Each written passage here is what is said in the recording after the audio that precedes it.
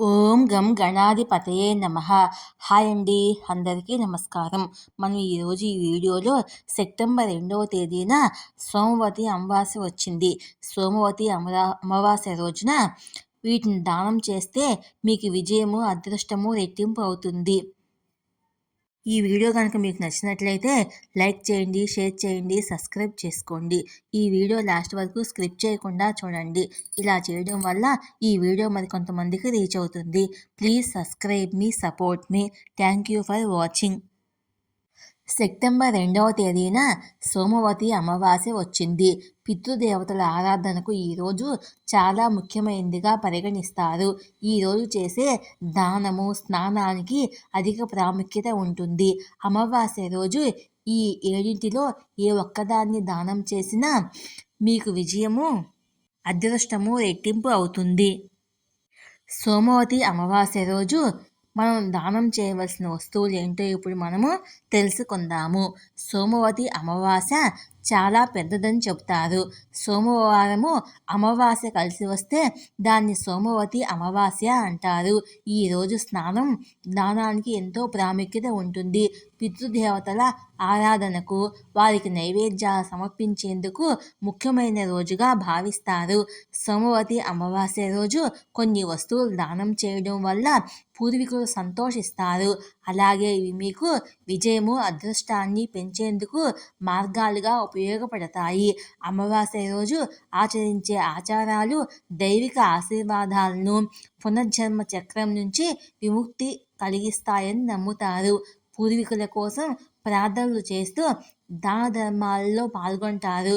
ఈసారి సెప్టెంబర్ 2వ సోమవతి అమావాస్య వచ్చింది. ఈ పవిత్రమైన రోజున తప్పనిసరిగా మనం కొన్ని వస్తువులను దానం చేయడము ఎంతో మంచిది. సోమవతి అమావాస్య నాడు అన్నదానం చేయడము అత్యంత పవిత్రమైనదిగా పరిగణిస్తారు. పేదలకు కడుపు నిండా భోజనం పెట్టడం వల్ల దైవిక ఆశీర్వాదాలు లభిస్తాయి. అలాగే గోధుమలు, బియ్యం, పప్పులు వంటి వాటిని నిరుపేదలకు, అవసరంలో ఉన్నవారికి దానం చేయవచ్చును. ఇలా చేయడం వల్ల మీకు ఎంతో కాలంగా ఏదిస్తున్న సమస్యల నుంచి బయటపడతారు. సోమవతి అమావాస్య రోజు కొత్త వస్త్రాలు లేదా తక్కువగా ఉపయోగించిన దుస్తులను దానం చేయటం మంచిది. అది నిరుపేదలకు గౌరవము, సౌకర్యాన్ని అందిస్తుంది. ఈ కార్యక్రమం ఆధ్యాత్మికత పుణ్యాన్ని మీకు ఇస్తుంది. సోమవతి అమావాస్య రోజు రామాయణము, భగవద్గీత లేదా ఉపనిషత్తు వంటి పవిత్ర గ్రంథాలను బహుమతిగా ఇవ్వడం వల్ల ఆధ్యాత్మిక జ్ఞానం మెరుగుపడుతుంది. ఈ పవిత్రమైన చర్య దాత, గ్రహీత ఇద్దరికీ దైవిక ఆశీర్వాదాలు, జ్ఞానాన్ని తీసుకొస్తుందని నమ్ముతారు.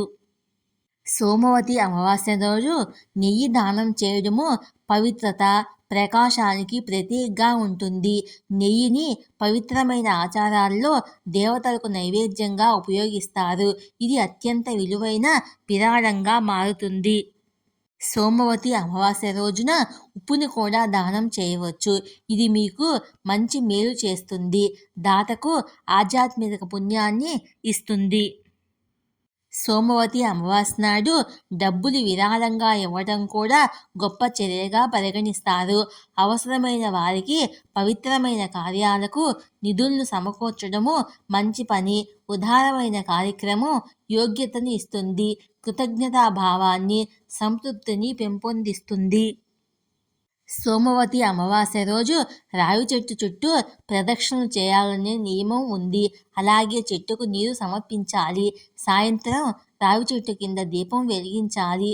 ఈ రోజున అన్ని గ్రహాలు చంద్రుడితో కలిసి శివుణ్ణి పూజిస్తాయని నమ్ముతారు. అందుకే ఈరోజు శివారాధన కూడా ముఖ్యమైనదిగా పరిగణిస్తారు. ఈరోజు పితృదేవతలకు నైవేద్యాలు సమర్పించడం వల్ల కుటుంబంలో సంతోషం కలుగుతుందని చెప్తారు. ఉదయాన్నే నిద్రలేచి స్నానం చేసి పితృదేవతల పేరిట దానం చేయాలి. రావి చెట్టు చుట్టూ ప్రదక్షిణలు చేయాలి. అలాగే మహిళలు రావి చెట్టుకు 108 ప్రదక్షిణలు చేసి పచ్చి నూలు దారాన్ని చెట్టు చుట్టూ కట్టి పూజిస్తారు.